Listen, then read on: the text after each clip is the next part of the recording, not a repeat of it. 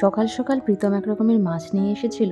মাছটা দেখতে রুই মাছের মতন হলেও একটু অন্যরকম লাগছিল। তো ওকে জিজ্ঞেস করায় ও বলল, আজকে দিল্লির নতুন মাছ এনেছি। মাছটার নাম রূপচাঁদ মাছ। আমি তো এই প্রথম নাম শুনলাম। যদি আপনারা কেউ আগেও শুনে থাকেন তাহলে অবশ্যই কিন্তু জানাবেন। তো ওদিকে মাছটা ভাজা বসিয়ে দিয়েছি, আর এদিকে দেখলাম প্রিয়ার নিজের মতন নিজে যে ব্লগগুলো অর্ডার করা হয়েছিল সেটা দিয়ে খেলা শুরু করেছে। আমাদের মাছ আনার একমাত্রই কারণ কিন্তু এখন প্রিয়ান, কারণ আমি আগাগোড়াই মাছ খেতে ভালোবাসলেও প্রীতম যেহেতু পছন্দ করতো না, তাই আমাদের মধ্যে ম্যাক্সিমাম ওই মাংসটাই রান্না করা হতো। মাছ রেয়ারলি, যদি প্রীতম বাজার করতো। আর এখন ছেলে যেহেতু মাছ খেতে ভালোবাসে, তাই জন্য এখন বাবা শুধু মাছই খোঁজে।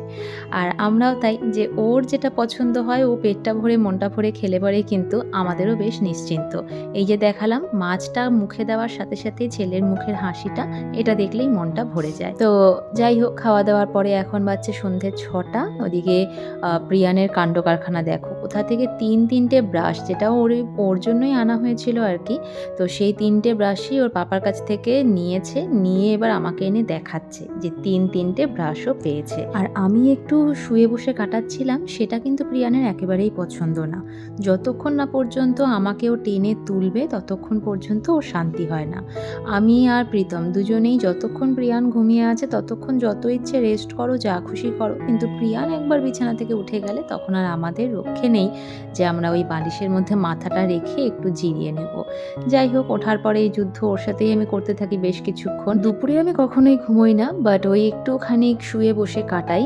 আর এই ওঠার পরে শীতের যেহেতু সময়, তাতে ব্ল্যাঙ্কেট থেকে বাইরে বেরোনোটাই সব থেকে বেশি কষ্টকর। তাই ওর সাথে একটু যুদ্ধ করে শরীরটা গরম করে তারপরে আমি নিচে নামি। আজকে দেখলাম প্রীতমের ইচ্ছে হয়েছে একটু চিড়ে ভাজা খেতে, তো ওদিকে গ্যাসের সামনে দাঁড়িয়ে চিড়ে ভাজছিল। তাই আমি বললাম, বেশ ভালো, চিড়েটা প্রিয়ানও বেশ ভালো খায়, কারণ এটা আমরা তেলে ভাজি না। আর ওর চিড়ে ভাজতে ভাজতে আমি এদিকে সন্ধেবাতিটাও দিয়ে নেব। সকাল সন্ধে এই দুটো টাইম যখন আমরা সন্ধেবাতি দিই বা পুজো করি, তখন প্রিয়ানকে একটা অভ্যেস করাই, ও যেন এখানটাতে দাঁড়িয়ে ঠাকুর প্রণাম করে। এটা ওর ছোট থেকেই অভ্যেস। সেই অভ্যেসটা আমরা শুরু করিনি, এটা কিন্তু শুনকি অভ্যেসটা করিয়েছিল। ও যখন অনেকটাই ছোট তখন শুনকি সন্ধেবাতিটা ওকে কোলে নিয়েই দিত। তো ওর ওটা দেখে দেখে অভ্যেস আছে। আর এখানটাতে এখন আর আমাদেরকে কোলে নিয়ে ওকে ঘুরতে হয় না, কিন্তু হ্যাঁ, ও জানে যে এরকমভাবে ধূপকাঠি আর মোমবাতি যখন জ্বালানো হয় তখন সেখানে নম করতে হয়। আমার এখানে সন্ধেবাতি দেওয়াও হয়ে গেল, আর আমার আগে পিছে অনেকটাই প্রিয়ান ঘুরপাক খেলো বেশ কিছুক্ষণ। আর এখন আমি যেটা করব সেটা হলো একদম ভালো মতন মোজা, মাথায় টুপি সব পরে তারপরে কিন্তু আমি হয় কাজ করব, আর না হলে পরে আবারও প্রিয়ানের সাথে একটু সময় কাটাবো। কোনো দিন এরকম হয় যে কিছুই করতে ইচ্ছে করে না, আবার কোনো দিন ঠান্ডা বোধ কোনো কিছু ম্যাটারই করে না, মনে হয় একটার পর একটা কাজ সিরিয়াল ওয়াইজ করতেই থাকি। সেটাতে একটা মজা আছে। গরমের সময় যেরকম রান্নাঘরের ধারে কাছে ঘেঁষতে ইচ্ছে করে না, শীতের সময় মনে হয় যতটা সময় রান্নাঘরে থাকা যায় অতটাই কিন্তু ভালো। কার আমার মতন মনে হয়? আমার কিন্তু এই জিনিসটা ভীষণভাবে ফিল হয়। এই যে, আর সবথেকে বড় কথা, আমার পা আর এই কান, এই দুটো জিনিস না ঢাকা থাকলে আমার যতই আমি সোয়েটার পরি, জ্যাকেট পরি, যাই পরি না কেন, আমার মনে হয় আমার ঠান্ডা কোনোভাবেই আটকাচ্ছে না। আর প্রিয়ানের ঠিক তার উল্টো। প্রিয়ান প্রীতম দুজনকেই, ওদের দুজনকে আমাকে জোর জার করে এই টুপিটা পরাতে হয়। তো প্রিয়ানের যেহেতু ঠান্ডা যাতে লেগে না যায় তার জন্য, আর প্রীতমের যেহেতু বাইরে ওকে বেরোতেই হয় তার জন্য মনে করে ওর অফিস যাওয়ার আগ দিয়ে টুপি, মাফলার এগুলো সব হাতের কাছে ধরিয়ে দিতে হয়। গরমের সাথে শীতকালের এই একটাই পার্থক্য, গরমকালে এরকম কোনো ম্যান্ডেটারি রুলস অ্যান্ড রেগুলেশন থাকে না। যখন যেটা ইচ্ছে হয় কমফোর্টেবল সেটাই আমরা পরে থাকতে পারি। তবে শীতের সময় কিন্তু বাচ্চাদের মতন আমাদেরও কিছু জিনিস ম্যান্ডেটারি থাকে, যে একের পর এক এটা ওটা সেটা এগুলো কিন্তু পরতেই হবে, না হলেই ঠান্ডা লেগে যাওয়ার ভয়।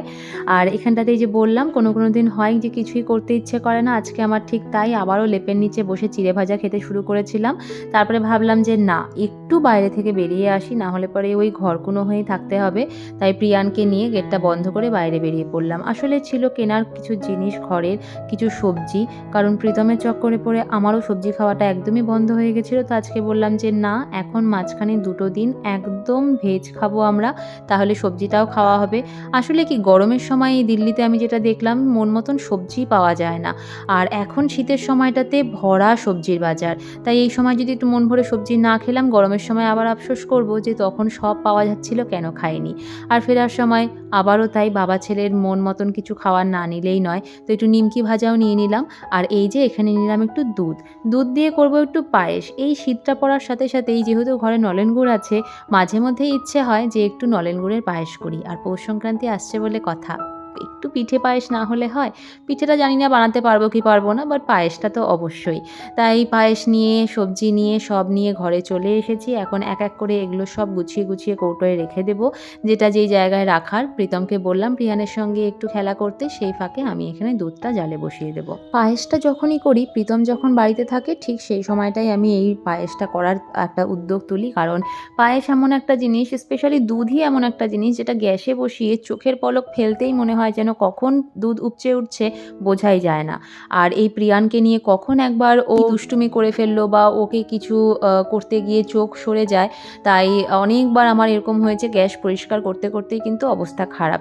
তাই জন্য এখন থেকে আর পায়েস করার ক্ষেত্রে প্রীতম বাড়িতে না থাকলে আমি করি না।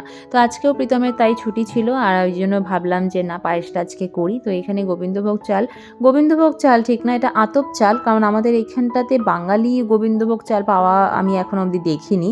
আর এগুলো চালের না শুধু নামেই আতপ চাল, কোনো গন্ধ কিন্তু নেই। আমাদের ওখানে যেরকম একটা সুন্দর আতপ চাল বের করলেই একটা গন্ধ থাকে, এই চালের মধ্যে কোনো গন্ধ নেই।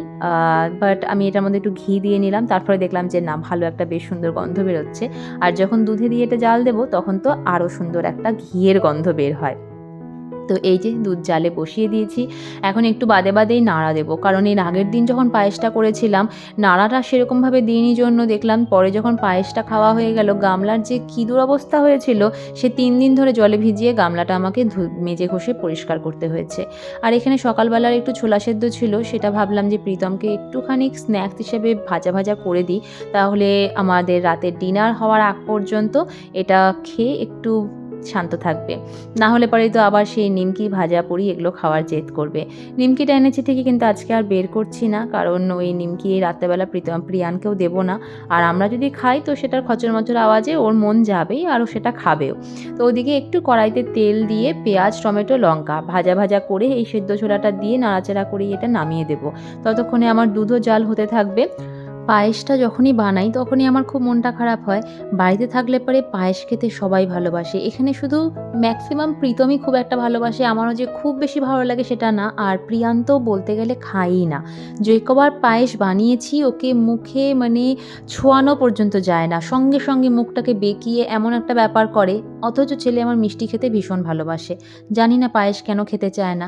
আমার যতদূর মনে হয় ও যেহেতু ভাতটা সবসময় খায় আর পায়েসের মধ্যে চালটা থাকে, এবার ও হয়তো ভাবে ওকে আমি দুধ ভাত কোনোভাবে ঘুরিয়ে ফিরিয়ে, কারণ আমি ভাতটাকে অনেক রকমভাবে এক্সপেরিমেন্ট করে ওকে খাওয়ানোর চেষ্টা করি যাতে ওর ভালো লাগে। আর ও বেটা ওটাই বোঝে যে এখানে ভাত আছে, বাকি যে টেস্ট সেটা আর ওই ভাতের কথা ভেবে ও আর সেটাকে ফিলই করতে পারে না। কিন্তু হ্যাঁ, প্রীতম যেভাবে ভালো খায় তাতে আমার বেশ ভালো লাগে, মনে হয় যে না, একজন খেলেও করাটা সার্থক। তো এখানটাতেই যে বললাম ছোলা মাখা টাইপের, এটা মাকে দেখতাম যে খুব করতো, যে বাবাও এই ছোলা মাখাটা খেতে ভীষণ ভালোবাসতো। তো আজকের ছোলা মাখাটাতে একটু লবণটা বেশি হয়ে গেছিলো। প্রীতমকে যখন জিজ্ঞেস করলাম ও তো বললো হ্যাঁ ঠিক আছে, বাট যখন আমি খেয়ে দেখলাম তখন দেখলাম হ্যাঁ লবণ অনেকটাই বেশি হয়েছে। তো এর উপরে একটু লেবু ছিটিয়ে নিলে পরে লবণটা কমে যেত, বাট আমার ঘরে লেবু ছিল না। আর এই পায়েস বানাতে বানাতেই দেখলাম হঠাৎ করে ছেলের ঊর্ধ্বশ্বাসের চিৎকার, কান্না। কেন কান্না সেটা দেখাচ্ছি।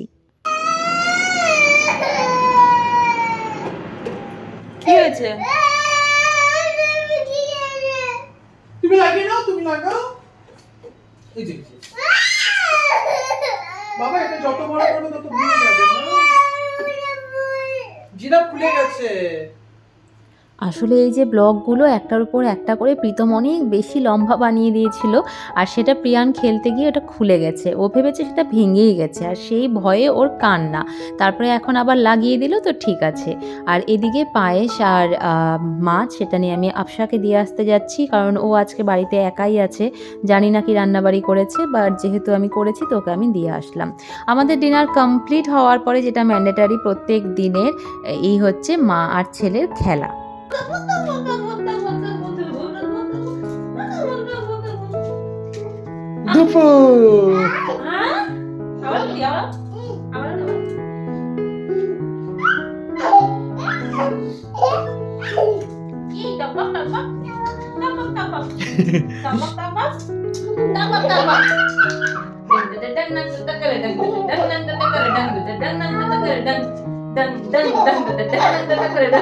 তো এই আমাদের চলতে থাকবে এখন। প্রিয়ানকে ঘুম পাড়ানোর আগে নিজেও একটু পরিশ্রম করে নিই, আর তারপরে প্রিয়ানেরও একটু খেলাধুলো করে মনটা ভালো হয়ে যায়, যেটা আমি আমার আগের ব্লগেও বলেছি।